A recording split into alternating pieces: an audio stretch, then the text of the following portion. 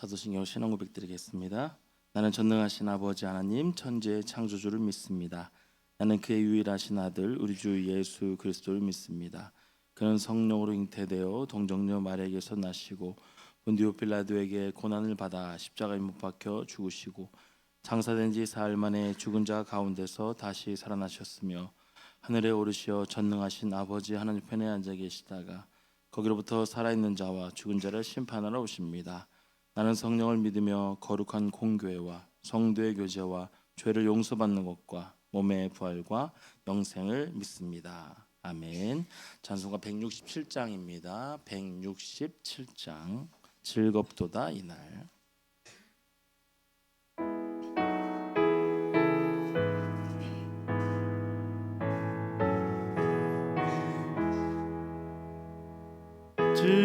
즐겁도다 이날 세세의 할 말 사망 권세 깨고 하늘 열렸며 죽은 자가 다시 살아나와서 생명의 주 예수 찬송하도다.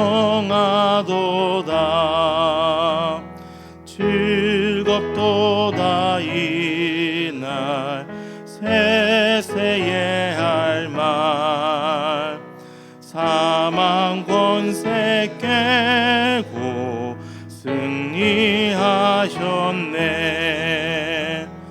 부활하신 주님 나타나시니 천지 만물 모두 새 옷 입었네. 꽃은 만발하고 잎이 우거져 승리하신 주를 찬송하도다. 즐겁도다 이날 세세의 할 말 사망 권세 깨고 승리하셨네. 생명의 주 예수 죽음 이기고 사우던 문을 열고 살아나셨네. 주의 말씀대로 이루어져서 사흘 만에 다시 살아나셨네.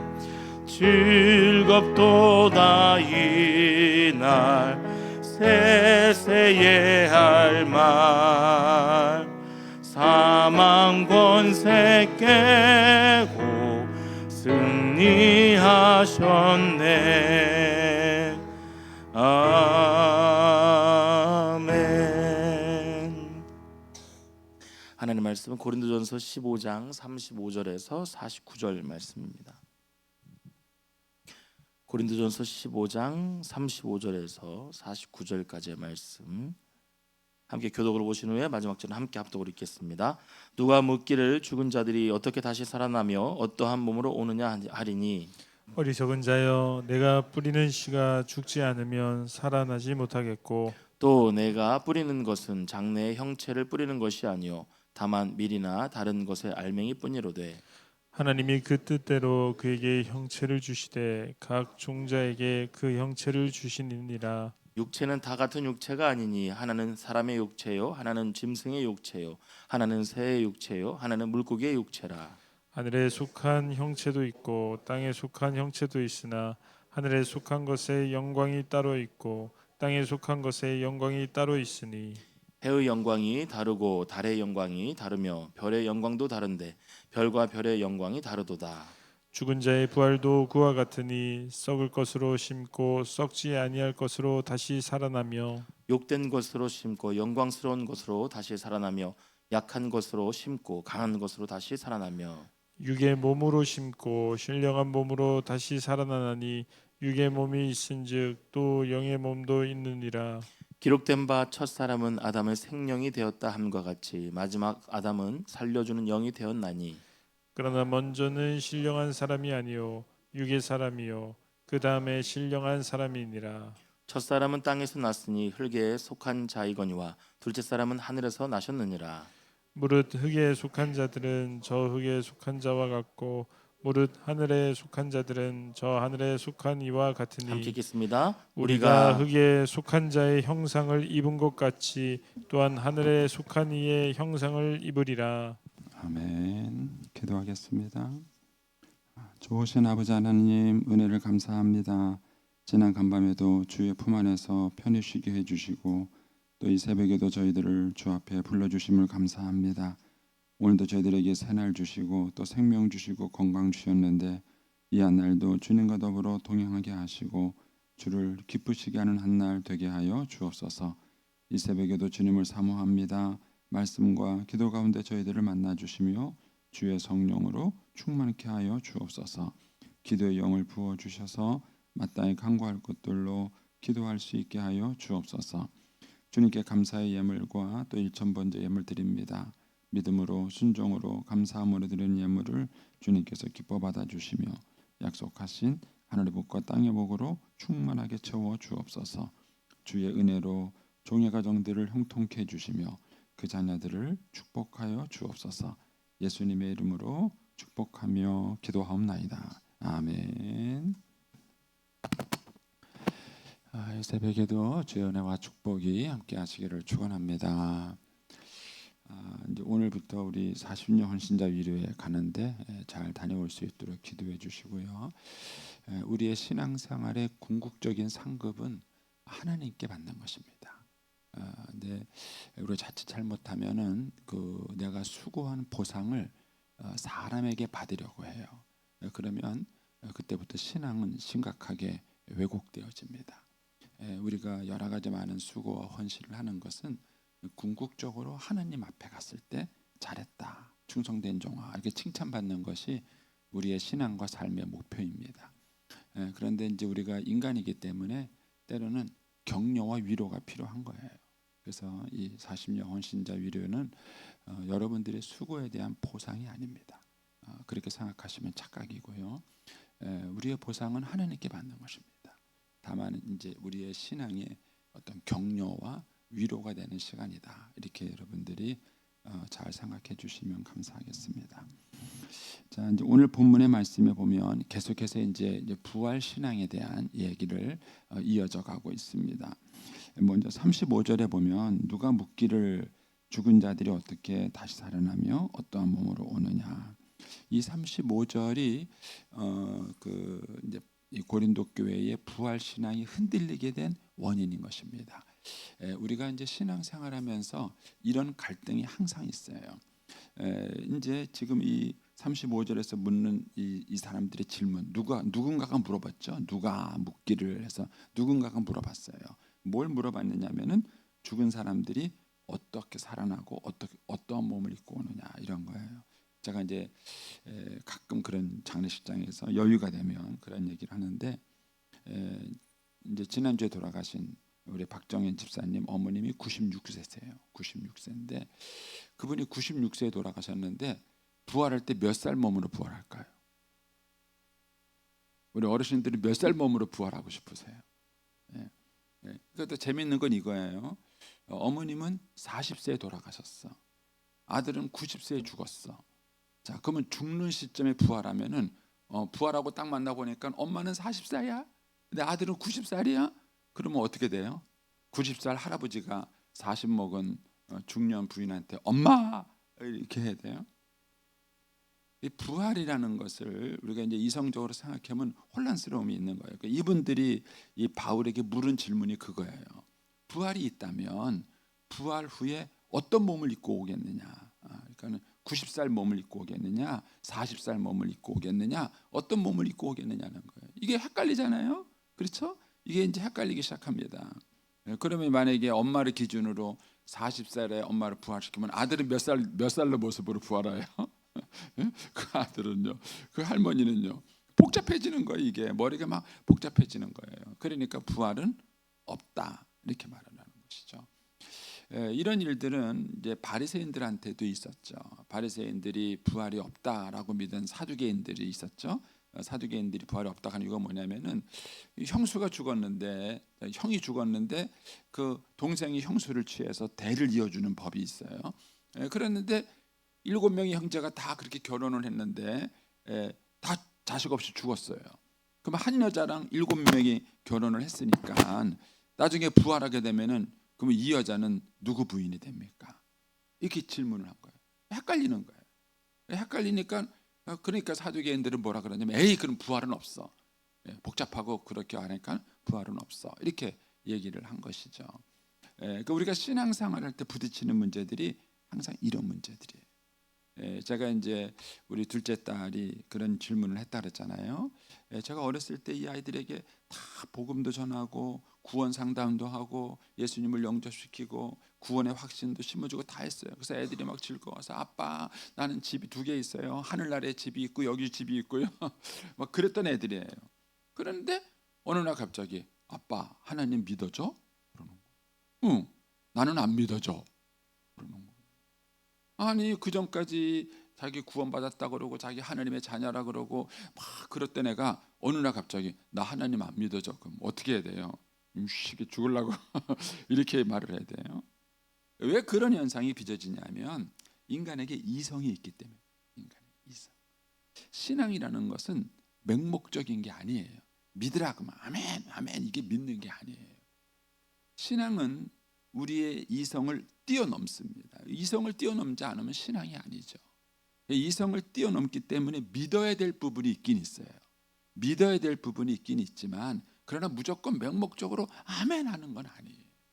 그래서 이 신앙을 설명하는 것을 신학이라 그래요. 신학. 신자 학자 쓰면 이 학이라는 것은 과학이라는 거예요. 신학이라는 단어 자체가 문제가 있는 거예요. 왜냐하면 신을 어떻게 과학을 합니까? 이거 말이 안 되는 얘기예요. 그런데 신학교를 가면은 신학을 배우는 거예요. 근데 그 신학이라는 것은 뭐냐면 결국 신에 대한 우리의 믿음, 하나님께 대한 우리의 믿음을 이성적으로 논리적으로 설명하는 작업이에요. 근데 이 작업 자체가 사실은 불합리하고 어려운 작업인 거예요. 그래서 우리가 신앙이 건강하려면 믿습니다라는 믿음과 이 믿음과 이성적인 설명이 조화를 가져야 돼. 이것이 건강하면 이 신학이 건강하면 신앙이 건강한 거예요. 근데 신학이 건강하지 않으면 예를 들어서 나 두 감람나무다. 내가 성령이다. 이 모식이라는 사람이 그랬잖아요. 근데 그걸 아멘하고 따라갑니까? 그거는 신학이 병든 거예요. 신학이 병든 겁니다. 그래서 사람들마다 이 믿음과 이성을 조화시키기 위한 여러 가지 작업을 해요. 작업을 여러분들도 신학을 안 하는 것 같은데 여러분들은 여러분들 나름대로의 개똥신앙을 갖고 있어요. 그런데 그것이 건강하면 믿음이 건강해지는 거예요. 건강하지 않으면 믿음이 건강하지 않은 것입니다. 그래서 이 어떤 신학을 갖고 있느냐가 이제 끊임없는 고민인 것이고요. 이제 저와 같은 사람이 그런 신학 훈련을 받은 거예요. 여러분들이 목회자들을 믿고 목회자의 신앙을 지도받는 이유가 뭐냐면 목회자는 그런 훈련을 받고 태어난 게 아니라 훈련을 받고 목회자로 세워진 사람인 거예요. 그래서 그런 훈련들을 이제 받으면서 세워지는 것이죠. 이 고린도 교회에 이제 그런 문제가 생긴 겁니다. 대체 부활의 몸이 있다면 몇 살로 부활하느냐? 그 몸은 대체 어떻게 되느냐? 이런 이제 이성적 질문을 한 거에 대해서 36절 이하는 사도 바울의 부활 신학이에요. 사도 바울이 이 문제에 대해서 바울도 고민한 거예요. 바울도 고민했고 또 사람들이 받는 질문에 대해서 바울이 답변하려고 나름 노력을 한 것이죠. 근데 그런 것에 대한 얘기가 36절 이하의 이 35절에 대한 이성적 답변을 한 거예요. 이게 일종의 바울의 신학이에요. 자, 36절에 보면 먼저 이런 얘기를 합니다. 어리석은 자요. 그러니까 부활을 부정하는 사람들을 가리켜, 이성적인 것으로 이해가 안 되니까 부활을 부정하는 사람을 가리켜서 어리석다 이렇게 말하는 거예요. 어리석은 자요, 내가 뿌리는 씨가 죽지 않으면 살아나지 못하겠고. 예. 첫 번째 논증한 것은 뭐냐면 우리가 갖고 있는 자연 만물 가운데 일단 죽어야 사는 게 있어요. 그 대표적인 게 씨앗이에요. 씨앗이 죽지 않고 싹을 틔울 수 있나요? 없어요. 그러니까는 우리의 삶의 주변에도 죽어야 살아나는 것이 있어요. 죽어 살아나는. 사실 이 여성이 이제 아이를 임신하고 태어나는 것을 보면요, 사실은 생명을 거는 겁니다. 남자들이 너무 몰라서 그래요. 남자들은 가만히 있다가 애가 딱 태어나니까 아무것도 아닌 건 생각하는데, 사실은 여성은 아기를 낳고 난 이후부터 아기 낳기 이전과 이후의 몸은 완전히 달라집니다. 완전히 달라집니다. 그리고 입덧을 하는 것도 사실은 새로운 생명과 엄마와의 싸움이에요. 거기서 생기는 이제 입덧이고요. 그 다음에 그때부터 겪는 수많은 호르몬의 변화를 여성들은 겪습니다. 그런 것들이 사실은 가만히 살펴보면요, 목숨을 건 작업이에요. 여성들이 뱃속에서 아이 한 명을 잉태해서 건강하게 키워서 나게 한다는 것은 목숨을 건 작업이에요. 그리고 그 목숨을 걸고 애를 낳는 것입니다. 그런데 이런 것이 없으면은 아기를 낳을 수 없습니다. 여러분, 오늘날 과학이요 그렇게 발전하고 멀리 뭐 달나라 아니라 달나라 하늘나라를 가는 실력이 있어도요, 우리 몸의 중에서 피부 조직 한 개를 못 만들어요. 한 개를 못 만들어요. 그러니까 이식하는 거예요. 피부를 떼다가 엉덩이 살을 떼다가 가슴에 붙이고 이식하는 거지, 그 피부 조직 한 개를 만들지 못해요. 근데 그거를 여성의 몸에서 만들잖아요.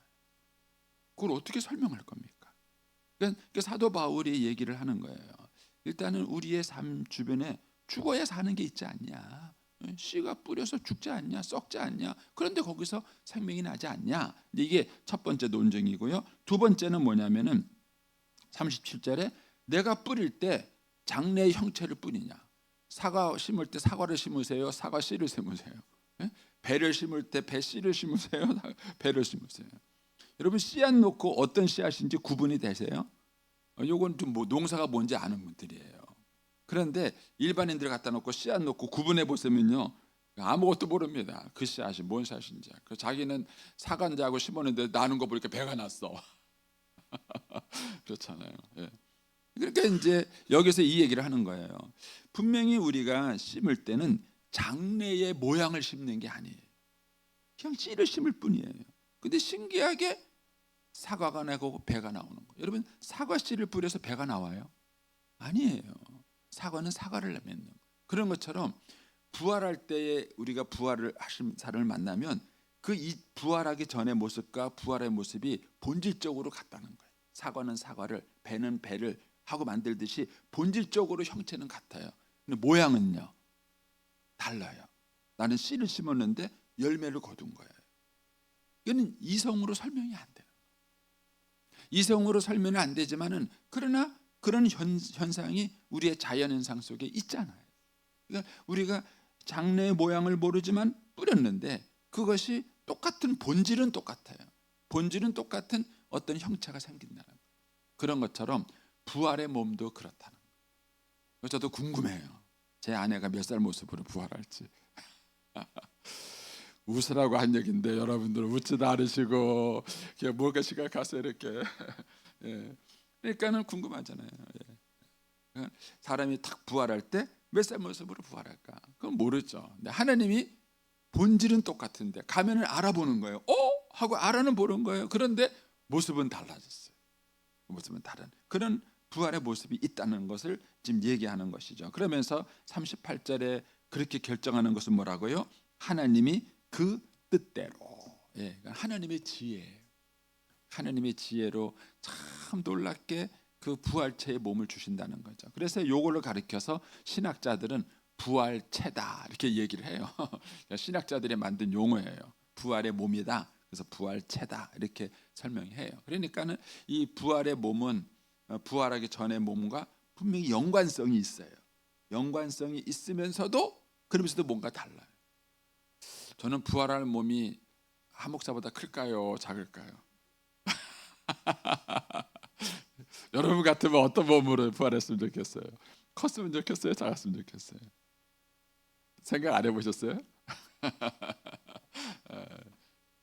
저는 모릅니다. 모르죠. 그러나 하나님의 뜻대로, 하나님이 그 뜻대로, 이 그 뜻이라는 말 속에는 하나님의 지혜, 하나님의 사랑, 하나님의 성품, 이 모든 것들이 담겨져 있는 말이에요.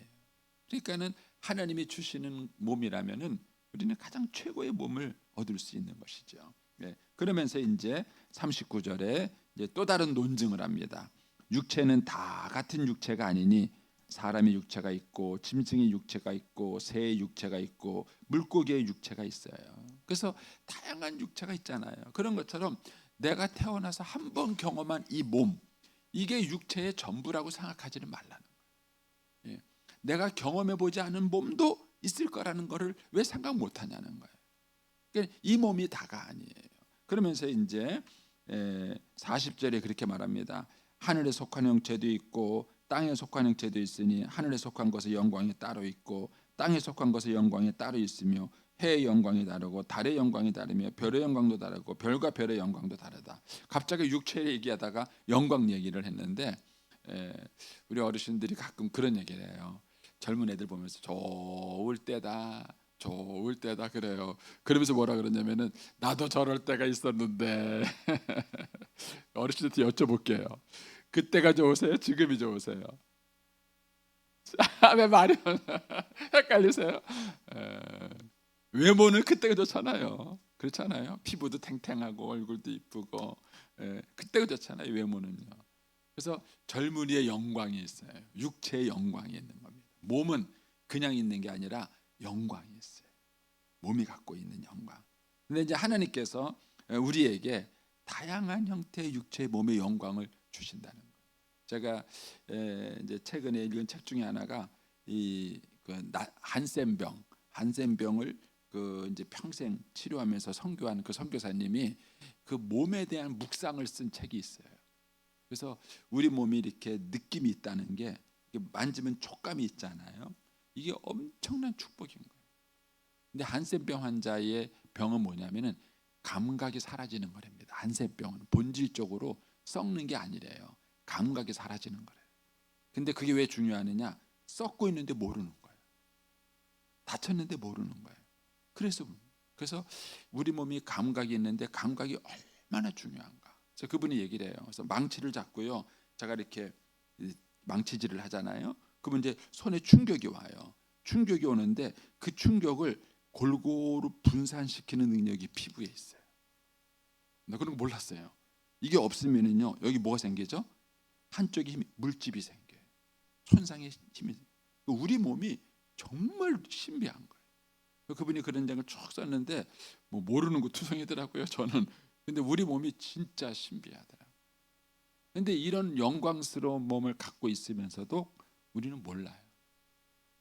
그냥 모르고 사는 거예요. 모르고 사는 겁니다. 그런 것처럼 우리가 경험한 것이 전부가 아니에요. 그래서 우리가 신앙생활할 때 우리 아이들한테 가르쳐줘야 될 것은 뭐냐면 그들이 질문에 대해서 우리가 성실하게 답변할 수 있도록 여러분들이 성경 공부를 하셔야 돼요. 이성적 설명을 하셔야 돼요. 믿어야지, 믿으면 되지 뭐 이래 갖고 될 문제가 아닌 거예요. 그거를 왜 그런지 어떻게 해서 그래야 되는지를 여러분들이 설명을 하실 수 있어요. 그래야 본인의 것으로 받아들일 수 있습니다. 그래서 어른들이 공부하셔야 되는 거예요. 성경 공부가 기회가 되면 여러분들이 하셔요. 그래야 여러분들이 자녀들에게 그 믿음을 설명해 줄 수 있어요. 그런데 그런 것들이 전부가 다 아니에요. 세상을 살아가면서 내가 이해하는 게 많을까요? 이해할 수 없는 게 많을까요? 예? 아는 것보다 모르는 게 더 많아요. 그리고 끝까지 죽을 때까지도 모르는 게 더 많은데 죽어가는 거예요. 근데도 우리는 내가 요만큼 이해 안 된다고 하나님을 부정하려고 그래요. 그게 욥이었어요. 욥은 자기가 고난받는 것 자체를 싫어하지 않았어요. 고난받을 수 있다 이거예요. 근데 왜 고난받느냐? 왜 하나님 설명해 주지 않냐는 거예요. 그것이 욥의 질문이었어요. 그런데 하나님이 마지막에 욥기 38장인가요? 가면은 욥에게 하나님이 막 질문을 던져요. 너 새가 어떻게 나는지 아느냐? 어떻게 해서 그게 태어나는지 아느냐? 그래서 막 질문을 던져요. 근데 욥이 답변을 하나도 못해요. 그리고 욥이 깨달아요. 아, 내가 아는 것보다 모르는 게 더 많구나. 그리고 모르고도 살아갈 수 있구나 하는 걸 아는 거예요. 그래서 우리가 이제 신학이라는 공부를 하지만 우리가 할 수 있는 한 노력을 해서 많은 것들을 우리가 이성으로 이해할 수 있도록 설명하는 작업들을 해요. 그래서 성경 공부를 하는 거예요. 그러나 거기서 모든 답을 다 얻는 건 아니에요. 이게 신앙의 균형입니다. 자, 이제 이렇게 설명을 해볼게요. 부부 사이가 이렇게 오래 살잖아요. 오래 살아도 다 배우자가 이해가 되세요? 예? 당신 정말 이해 안 된다. 난 당신 정말 이해 안 된다. 그래. 저도 그 말 많이 했어요. 어쩌고. 근데 한참을 살고 깨달은 게 있어요. 부부 사이에는 이해해야 될 것도 있고 믿어야 될 게 있어요. 믿어야 될 게 있는 거예요. 어떤 것들은 이해를 해야 되고 어떤 거는 믿어야 되는 거예요. 그런데 이 믿음, 정말 믿기 어려운 걸 믿어야 되는 믿음을 갖기 위해서 평상시에 뭘 가져야 되느냐? 작은 신뢰를 쌓아야 돼요. 작은 신뢰를. 그러니까 작은 신뢰를 쌓아서 차곡차곡 쌓아 올라가야 어떤 순간에 갔을 때 믿을 수 없는 걸 믿어주는 거예요. 아, 그렇지. 그래, 당신만이라면 믿을 수 있어. 그래서 부부 사이도 이해하는 게 아니에요. 어디까지는 이해하는 거고 어디까지는 믿어줘야 돼요. 죽었다 깨어나도 알 수 없어요. 그리고 믿어주는 거고 그 믿음을 갖기 위해서 평상시에 작은 신뢰를 쌓아야 돼요. 그래서 여러분들의 관계를 맺을 때 믿을 만한 사람이 되세요. 그래서 누가 얘기할 때 그래 자네만이라면 내가 믿을게. 내가 이해는 안 되지만 자네가 결정한 거라면 내가 따라갈게. 이런 신뢰성이 있어야 되는 거예요. 그러니까 이제 이 부활에 대한 것도 마찬가지인 것이죠. 이렇게 여러 가지 설명을 하지만 그러나 궁극적으로는 믿음으로 받아들일 것이 부활 신앙인 거예요. 그래서 이제 42절에 41절까지 이렇게 쭉 설명하고 난 다음에 42절에 적용을 하는 거죠. 죽은 자의 부활도 그와 같으니 하면서 앞에 있는 내용을 가지고 적용을 하는 겁니다. 죽은 자의 부활도 그와 같으니 썩은 것으로 심고 썩지 않고 살고 욕된 것으로 심고 영광스러운 거 살며 이렇게 쭉 얘기하는 겁니다. 그래서 부활의 몸은 분명히 지금의 몸과 다릅니다. 다르고 지금처럼 이렇게 불편하거나 제약이 있지 않고 좋은 것만 갖는 그런 몸입니다. 기대 한번 해보세요. 어떤 하나님의 부활의 몸을 줄 것인가. 이제 그러면서 45절에 가서 이렇게 얘기합니다. 기록된 바 첫사람 아담은 생명이 되었다함과 같이 마지막 아담은 살려주는 영이 되었다. 로마서에 나오는 것처럼 첫사람 아담과 마지막 아담이 예수님을 비교하는데 아담이 흙으로 지었잖아요. 지어놓고 하나님이 후 하고 영을 불어넣으니까 생명이 됐다 이런 말이 나오잖아요. 그 이후로 아담 후에 태어나는 사람은 자동으로 다 생명이 됐어요. 자동으로 다 생명이 된 거예요. 그런 것처럼 첫 번째 아담인 이제 두 번째 아담인 예수님이 부활하셨잖아요. 우리의 부활의 첫 열매예요. 그리고 그 부활하신 예수님을 많은 제자들이 목격을 했어요. 만져보고 경험해보고 목격한 것이죠. 그런 것처럼 그 예수님처럼 우리도 똑같이 부활할 거다라는 얘기가 이제 오늘 본문의 결론인 것입니다. 그래서 46절에 그러나 먼저는 신령한 사람이 아니요 육의 사람이요 그 다음에 신령한 사람이 계속 아담과 하와를 아담과 예수님을 비교하는 거예요. 첫 사람은 땅에서 났으나 흙에 속한 자거니와 둘째 사람 예수님은 하늘에서 났잖아요. 하늘에서 나셨느니라. 흙에 속한 자들은 저기 흙에서 온 자고 하늘에 속한 자들은 저 하늘에 속한 자와 같으니 우리가 흙에 속한 자의 형상을 입은 것 같이 또한 하늘에 속한 이의 형상을 입으리라 그랬습니다. 그래서 저와 여러분이 부활의 몸 기대를 하세요. 어떤 몸인지 우리는 잘 모릅니다. 그러나 하나님께서 우리에게 놀랍고 새로운 몸을 주실 것을 믿습니다. 그래서 이 부활의 믿음이 견고하여 흔들리지 않게 되기를 바라시고요. 또 저와 여러분이 믿음과 신앙생활하면서 이성과 영적 믿음 사이에 건강한 균형이 있어야 돼요. 이것이 건강할수록 신앙이 건강해지는 거고 이것이 맹목적일수록 신앙이 맹목적이 되고 이것이 병들어 버리면 신앙은 병들어 버리게 되는 것입니다. 그래서 저와 여러분의 믿음과 신앙이 건강한 믿음을 갖게 되기를 축복합니다. 기도하겠습니다.